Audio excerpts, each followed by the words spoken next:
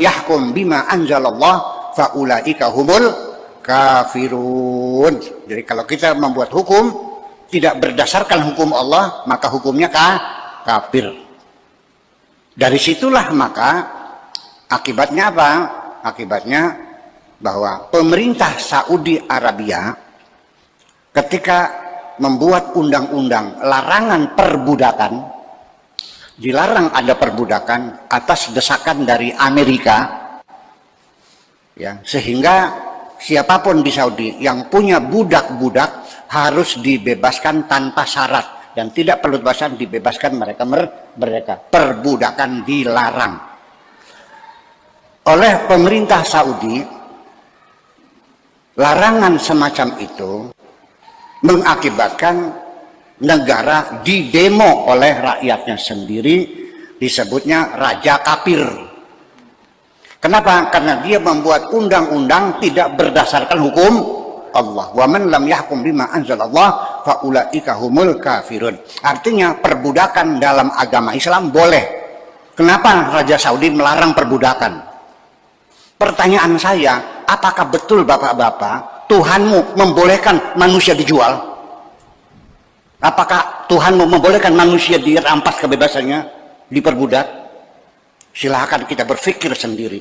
Apakah Allah itu sekejam itu manusia seperti binatang dijual? Ya. Di Al-Quran ada.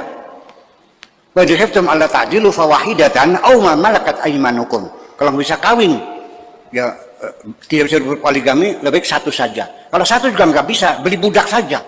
Boleh dalam Al-Quran, yang tidak dilarang. Sampai Nabi meninggal dunia, sampai abad kedua Hijriyah 200 tahun, sampai tahun 1960 orang Islam masih memperbudak manusia. Negara-negara Islam masih memelihara perbudakan karena Allah tidak melarang. Jadi maunya gimana? Final sudah, hukum ini sudah final, tidak bisa dirubah lagi. Perbudakan boleh. Jadi anak perempuan tanpa izin, tanpa persetujuan boleh dipaksa oleh bapak, boleh. Di kitab fikihnya boleh nggak? Dipaksa, suka tidak suka, dinikahkan oleh bapaknya, boleh nggak? Asal syaratnya walinya wali mujbir, betul nggak? Dan syaratnya anaknya perempuannya perawan. Apakah logis Allah itu memperlakukan anak perempuan seperti binatang, dipaksa kawin? Negara melarang. Makanya kalau ada naib mengawinkan, terjadi ada paksaan, masuk penjara naibnya. Silakan. Ya. Memukul istri itu tidak boleh. Ada KDRT, kekerasan dalam rumah tangga. Kamu mukul istri, berdarah-darah, datang polisi, visum, masuk penjara. Tapi kan Tuhan tidak melarang, malah menyuruh kita. Walati takhafuna nuzuzahunna fa'iduhunna wajruhunna fil madaja wadribuhunna. Boleh dipukul. Oke. Apakah betul Tuhanmu memperbolehkan mukul istri? Saya punya anak perempuan, saya kawinkan kepada kamu untuk disayang, bukan untuk dipukuli, begitu. Sakit nggak? Nah ini logika kita pakai. Nah ini dalil dari logika biar saya. Dan apa yang saya katakan nggak usah dimuat sebagai hasil basul masail. Karena basul masail kita tahapnya hanya sekedar kita membaca kitab kuning. Alasan-alasan yang Bapak ajukan harus ada takbirnya, betul nggak? Kalau saya nggak perlu takbir, nggak perlu ditulis. Ya, itu buat kita saja. Ya, ini kita berwacana berlogika. Jadi jangan disamakan nanti. Jadi jawaban saya, sekalipun saya ketua basul masail, nggak usah ditulis karena nggak ada takbirnya. Kitabnya kitab apa? Ya kitabnya kitab logika. Akal-akalan aja itu mah. Tapi ini mesti dimulai Bapak sekalian, mesti dimulai. Sekalipun tidak sekarang. Ya, mungkin sampai anak cucu kita. Tapi yang saya khawatirkan ini angka kemurtadan orang Islam yang pada murtad di setiap negara terus meningkat, mengerikan sekali. Kenapa? Karena mereka melihat banyak faktor. Satu, kekerasan, radikalisme, terorisme. Ya kan begitu? Kemudian tidak korupsi, kejahatan-kejahatan. Kemudian juga tokoh-tokoh agama yang sering tersandung skandal, hubungan seksual, korupsi, dan sebagainya. Jujur aja ini. Dan hukum-hukum agama yang sudah tidak masuk akal. Sudah tidak masuk akal. Nanti terutama yang paling banyak yang murtad perempuan. Karena yang merasa dihinakan, warisan dapat separoh. Padahal dulu yang bantu orang tua anak perempuan, betul nggak? Yang mengasuh adik-adik itu anak laki anak perempuan. Yang ke pasar, yang masak, yang nyuci, Yang rehab rumah orang tua, anak laki-lakinya mana? Tepel-tepelan. Atas dasar apa? Anak laki-laki dapat 2, perempuan dapat 1. Padahal kontribusinya untuk ekonomi keluarga adalah anak perempuan. Kalau di Arab memang laki-laki semuanya, serba laki-laki. Jare al-hukmu yaduru ma'ilatihi wujudan wa adaman. Dalilnya anak. Betul nggak? Hukum itu berputar berdasarkan ilatnya. Kalau di sana yang berjasa anak laki-laki, ya pantas laki-laki 2. Lil zakari mithlu hadzil unthayain. Kalau di sini yang berjasa siapa? Nah, perempuan. Walil untha mithlu hadzil zakarin. Semestinya kan begitu. Tapi ini jangan dicatat, jangan dibukukan sebagai hasil basul masail. Nanti banyak orang marah. Tapi sekarang kita sudah mulai berpikir, ya, bahwa produk-produk hukum yang dibuat pada abad ke 8, 9 Hijriah, apakah masih relevan hukum Islam diterapkan hari ini di abad ke-21? Ya, dulu diproduksi oleh orang-orang yang hidupnya masih primitif, ceboknya masih pakai batu, bajunya masih pakai kulit binatang, belum ada rumah, masih tenda-tenda, belum ada sepatu, belum ada listrik, belum ada mobil, belum ada apa-apa, masih primitif. Karya pikiran mereka masih layaknya dipakai sekarang. Itu pertanyaan. Itu. Jadi artinya, tetapi kita tidak boleh langsung menolak semuanya. Semua karya mereka harus dibaca semuanya. Betul nggak? Saya baca semuanya. 4 mazhab saya baca, fikih Syafi'i, Hanafi, Maliki, Hambali, semuanya saya baca. Wahabi juga saya baca semuanya. Ya, jadi kita jangan terburu-buru berpendapat sebelum kita mengetahui pendapat-pendapat orang yang mendahului kita. Itulah etika basul masail semacam itu. Jadi artinya sekali lagi seperti ini ijtihadnya Abu Hanifah dalam masalah perkawinan. Ada seorang perempuan, suaminya tidak pulang-pulang sampai 2 tahun. Dia menunggu sampai kapan. Akhirnya datang ke pengadilan mengadukan suaminya hilang, tidak pulang-pulang sudah 2 tahun. Akhirnya oleh pengadilan diputuskan, dinyatakan suaminya sudah meninggal dunia. Meninggal dunia. Sudah. Setelah itu si perempuan tadi kawin lagi. Punya anak 3. Setelah punya anak 3, suami yang dulu datang ternyata masih hidup. Ditanya Abu Hanifah, bagaimana perkawinannya? Kata Abu Hanifah, perkawinan yang kedua tidak sah. Keputusan pengadilannya salah. Jadi gimana? Benar, sudah benar. Jadi suami yang kedua harus diceraikan. Oke, sudah benar. Nah, tetapi Abu Hanifah, ini anaknya 3, ini anak siapa? Kata Abu Hanifah, ya anaknya suami yang pertama. Maka dibaca ning Madzhabul Arba'ah, ya madzhab Abu Hanifah. Kan menjadi bingung. Apa semacam ini akan kita sampaikan kepada anak-anak kita yang profesor doktor ahli hukum? Ya ketawa mereka. Betul nggak? Udah, kasus yang kedua lagi. Masa haid,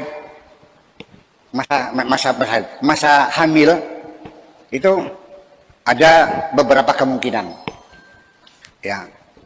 Bisa 12 bulan, bisa 9 bulan, bisa 7 bulan. Kalau 7 bulan namanya prematur, betul? Ya, mesti diinkubasi dulu.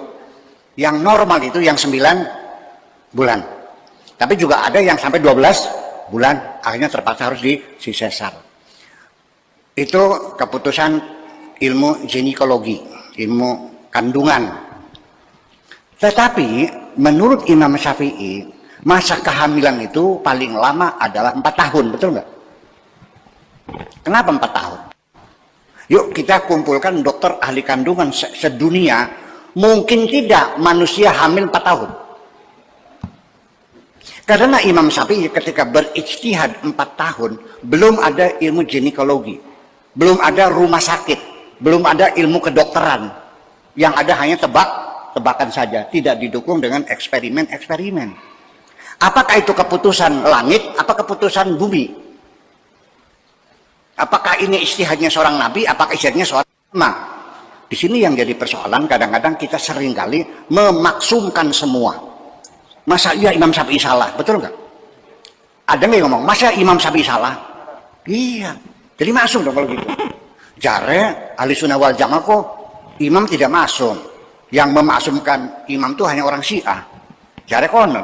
Tapi ternyata ahli sunnah juga memaksumkan imamnya juga kok. Ya itu enggak masalah. Saya sejak kecil waktu masih pesantren di Babakan, itu paling sering digebrak sama kiai. Karena saya kritis. Digebrak sambil dikatakan pinter sirat, pinter Imam Syafi'i. Dari kita nggak pinter kita. Gulut ya ayo. Ya itu. Jadi rasa pemberontakan semacam itu dulu saya liar. Tapi sekarang saya tidak liar lagi. Tapi saya siap dengan argumentasi-argumentasi semuanya saya baca. Jadi bukan hanya sekedar semangatnya saja, tapi juga ada landasan-landasan. Saya katakan ada masalah di dalam sejarah Islam sendiri, bahwa kodifikasi hukum Islam itu tidak dilakukan oleh lembaga atau institusi resmi negara, tapi itu personal, pribadi Imam Syafi'i, pribadi Imam Maliki, pribadi Hanafi, pribadi Hambali, Maliki, Hambali, Hanafi, Syafi'i, pribadi-pribadi yang hasil studinya saling bertabrakan, saling berbeda sama sekali. Pertengkaran antar umat Islam itu sudah dimulai sejak Nabi Muhammad meninggal dunia. Pada detik pertama sudah pecah kongsi. Persatuan umat Islam sudah pecah kongsi pada detik pertama Nabi meninggal dunia, sampai 3 hari Nabi tidak ada yang mengkafani. Ya, 3 hari, betul? Ya, 3 hari. Apa yang terjadi? Mereka rapat di Saqif Bani Sa'diyah, berebut khilafah. Dan hasilnya apa? Abu Bakarnya mati diracun, Umarnya mati dicubles, Utsman mati dibacok, Ali diinjek-injek, anaknya Husain dipenggal kepalanya buat bal-balan. Anda ingin bikin khilafah seperti itu di sini? Ingin bikin khilafah seperti itu di sini? Nanti dibunuh-bunuhin semua gitu. Ini kan persoalan. Maka kerusakan budaya di Arab tidak mungkin akan kembali pulih dalam waktu dekat. Jangan harap martabat bangsa Arab akan pulih 50 tahun akan datang. Sekarang ini bangsa Arab asfalis safilin. Di mata dunia tidak terhormat sama sekali. Di mata dunia, bangsa Arab bangsa yang dianggap biadab. Tidak ada hukum, tidak ada hak asasi manusia, tidak ada ukhuwah Islamiyah maupun watoniyah, tidak ada.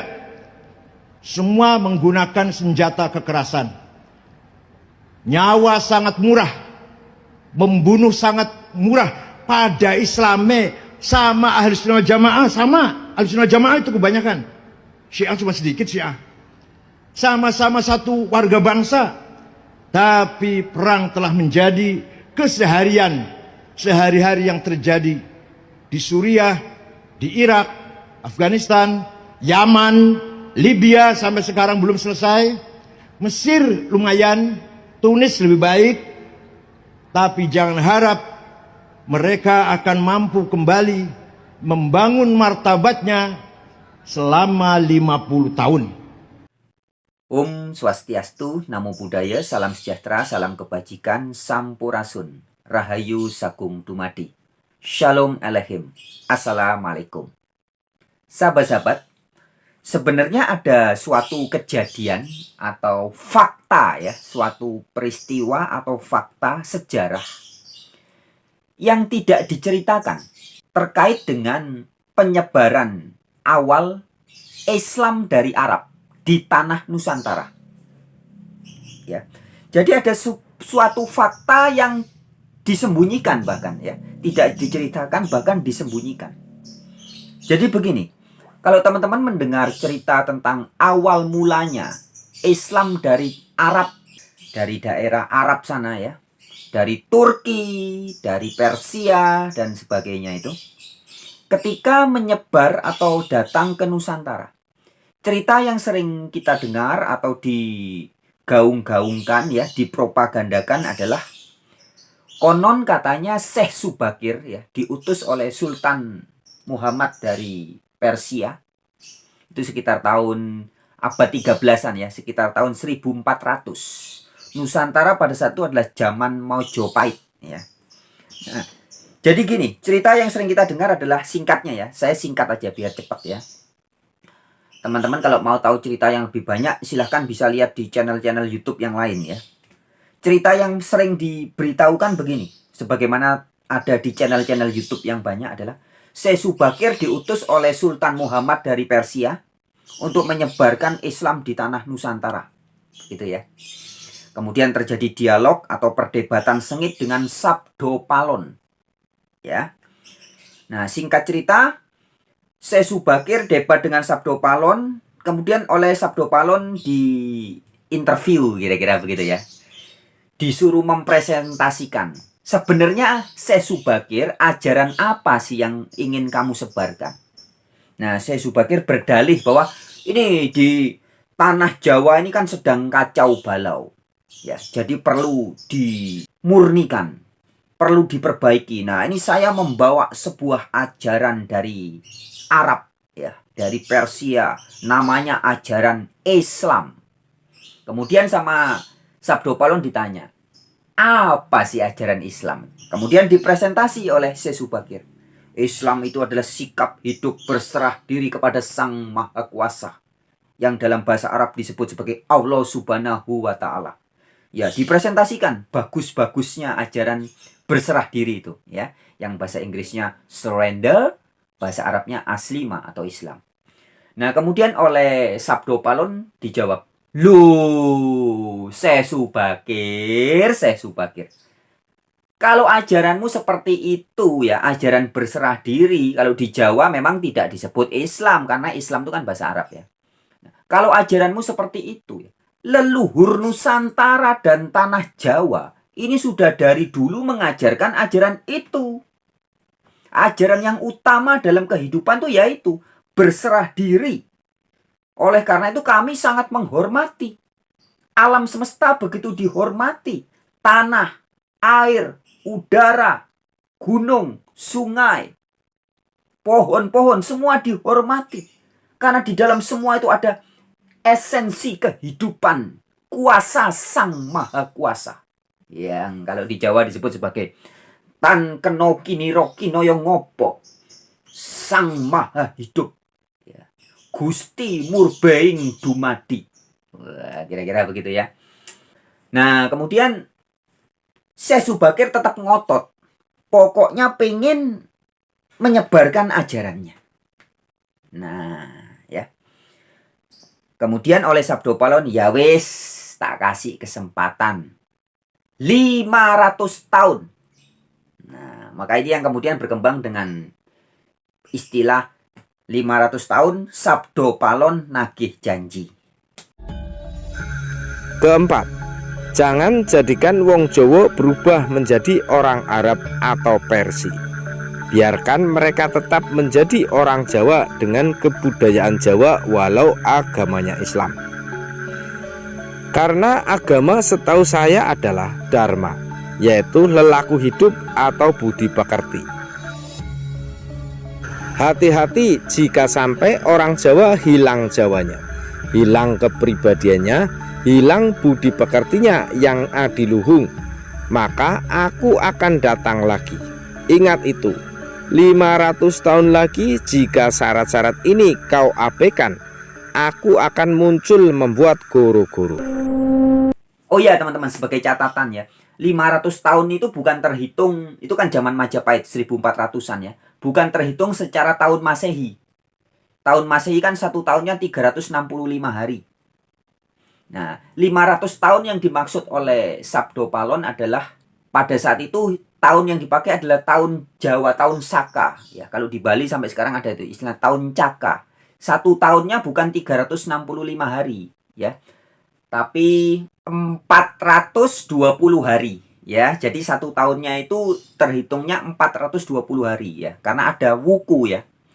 Wuku itu kan 210 kali 2 ya. Jadi 1 tahunnya terhitungnya tahun Saka itu bukan 365 hari tapi 420 hari. Nah, ini saudara-saudara kita, sahabat-sahabat kita di Bali sampai sekarang masih ada itu perhitungan tahun Saka atau Caka itu ya. Plus wuku ya. Jadi 1 tahunnya 420 hari. Nah, jadi terhitung 500 tahun itu bukan hitungan tahun Masehi, tapi tahun Jawa Saka itu tadi ya. Setahunnya 420 hari. Nah, jika dihitung dari runtuh atau melemahnya kerajaan Majapahit sekitar tahun 1478 ya. 500 tahun kemudian itu jatuhnya ya sekitar tahun 2000 sekarang ini ya. Mulai awal-awal tahun 2000.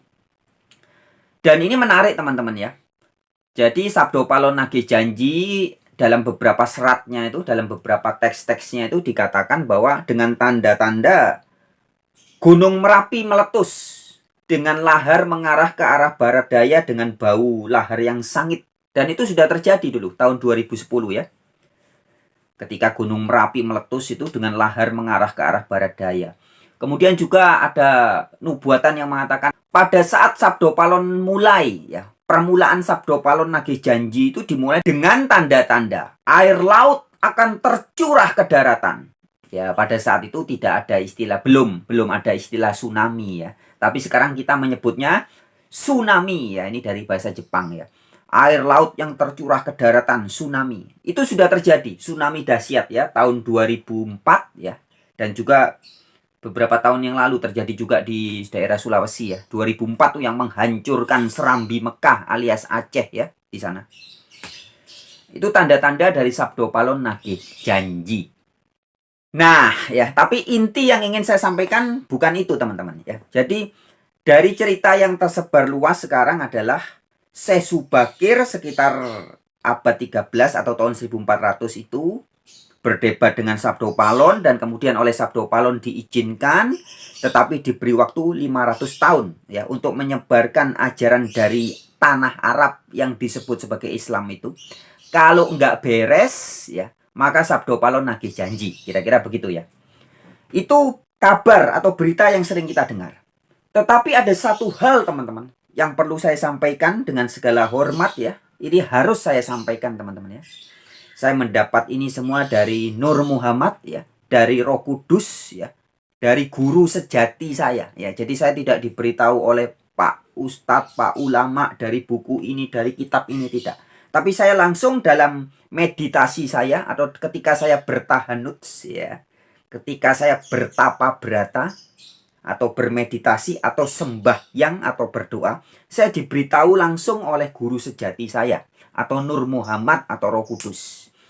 Yaitu bahwa sebenarnya kedatangan utusan-utusan dari Turki untuk menyebarkan Islam ala Arab atau Islam versi Arab yang bolak-balik gagal dan sampai akhirnya dari Persia yaitu Syekh Subakir, itu tujuan utamanya diperintahkan oleh Sang Maha Kuasa adalah supaya mereka, para utusan itu datang ke tanah Nusantara untuk belajar kaweruh Jawa, untuk menimba kaweruh ilmu Nusantara. Karena ajaran berserah diri atau berpasrah diri manunggaling Gusti yang sejati itu ya di tanah Nusantara ini. Jadi kalau mau jadi Islam yang sejati atau berserah diri yang sejati, pusat ilmunya itu adalah di tanah Nusantara, di Jawa ini. Nah, itu sebenarnya. Ya, jadi tujuan utama Syekh Subakir datang ke tanah Jawa harus belajar dari leluhur-leluhur tanah Jawa. Itu sebenarnya. Tapi sekarang berita yang sering kita dengar sebaliknya ya. Syekh Subakir datang disuruh mengislamkan. Ya, Islamnya Islam versi Arab. Mengislamkan tanah Jawa. Ini salah kaprah teman-teman. Yang sesungguhnya adalah, yang sejatinya adalah, kalau mau jadi Islam yang sejati, ya karena Islam versi Turki, versi Arab ini kan belum sempurna. Belum sempurna terbukti dari awal meninggalnya Nabi Muhammad, berantem terus, perang terus. Sebagaimana disampaikan Kiai Said Akil Sirot ya. Islam itu sesama Islam, bahkan sesama Sunni, sesama Ahlu Sunnah wal Jamaah berkelahi, berantem terus, perang saudara terus. Nah, begitupun ketika di zaman Syekh Subakir datang, Islam di Persia, di Turki, di tanah Arab itu masih kacau balau. Makanya supaya sempurna, Islam betul-betul menjadi Islam yang rahmatan lil alamin, memahami hakikat ajaran berserah diri yang sejati. Mereka harus ngangsu kaweruh, belajar tentang kesejatian urip sejati ning urip itu di tanah Nusantara, di tanah Jawa. Nah, itulah yang sebenarnya terjadi. Sekali lagi ya, Syekh Subakir dikirim atau harus datang ke bumi Nusantara. Bukan untuk menyebarkan ajaran Islam versi Arab, bukan. Tapi untuk menyatukan ajaran Islam versi dari Arab, harus belajar ngangsu kaweruh dengan Islam yang sejati atau berserah diri yang sejati, yang merupakan ajaran leluhur Nusantara. Nah, sehingga Islam betul-betul bisa menjadi rahmatan lil alamin atau rahmat bagi alam semesta. Ya, atau rahmat bagi orang-orang yang berilmu. Ya, alamin itu bisa berarti alam semesta, bisa berarti juga orang-orang yang berilmu. Ya, menjadi rahmatan bagi orang-orang yang mengerti. Nah, itu harus manunggal. Atau istilahnya berkolaborasi. Dinetralkan. Di bumi Nusantara. Ya. Sehingga bukan hanya menjadi tataran syariat, tapi bisa betul-betul memahami hakikat berserah diri yang sejati itu seperti apa. Yaitu harus belajar dari leluhur-leluhur Nusantara. Karena lifestyle atau way of life, gaya hidup, cara hidup yang dalam bahasa Arabnya menjadi din ya. Dinul ya, itu cara hidup ya. Cara hidup atau aturan hidup berserah diri yang sejati itu sudah dipraktekkan oleh leluhur-leluhur Nusantara. Dan supaya orang betul-betul bisa menjadi berserah diri yang sejati, yang bahasa Inggrisnya surrender, the real surrender, betul-betul berpasrah diri, yang bahasa Arabnya aslima atau Islam, yaitu harus belajar dari Nusantara. Nah, maka sering teman-teman mendengar Nusantara menjadi pusat spiritual dunia. Bumi Nusantara menjadi mercusuar dunia. Ya, jadi kalau orang-orang spiritual mau dari Afrika, dari Eropa, dari Amerika, dari Arab, dari Cina, mau betul-betul memahami spiritual yang sejati, mengenal Sang Maha Kuasa yang sejati, itu harus belajar dari Nusantara. Karena Nusantara ini memang sudah ditakdirkan oleh penguasa jagat raya ini untuk menjadi pusat spiritual dunia. Nusantara lah pusat spiritual dari segala spiritual yang ada di dunia. Ya, kalau teman-teman mendengar cerita kisah sejarah Nabi Muhammad sebelum mendapat wahyu, dia membiasakan diri bertahanuts. Bertahanuts itu sebenarnya kalau di Jawa bermeditasi atau bertapa berata, ya, bersamadi, menyepikan diri, menyendiri, ning, mengosongkan batin, sehingga kuasa ilahi Sang Maha Kuasa itu betul-betul bisa manunggal. Dan bertapa berata atau bertahanuts, itulah kebiasaan leluhur-leluhur Nusantara. Oke teman-teman, sekian aja tambahan opini atau fatwa dari saya ya. Pendapat, fatwa itu pendapat, opini itu pendapat ya. Terima kasih teman-teman yang sudah menyimak video ini. Rahayu, rahayu, rahayu. Sagung dumadi. Semoga segala makhluk berbahagia. Om Santi, Santi, Santi. Namo Buddhaya. Wabillahi taufik walhidayah. Wassalamualaikum warahmatullahi wabarakatuh. Elehim Shalom. Semangat. Nusantara bangkit.